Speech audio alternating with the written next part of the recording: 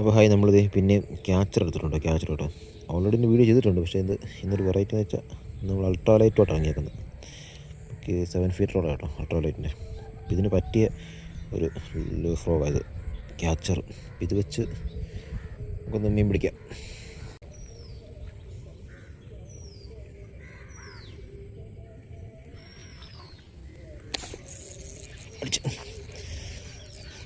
അടിപൊളി ഫീൽ കേട്ടോ അൾട്രാലൈറ്റിനകത്ത് വല പിടിക്കുന്നത്. അടിപൊളിയാണ്. ഇപ്പം കിട്ടിയതിൽ ഏറ്റവും വലുത് ഇതാ കേട്ടോ.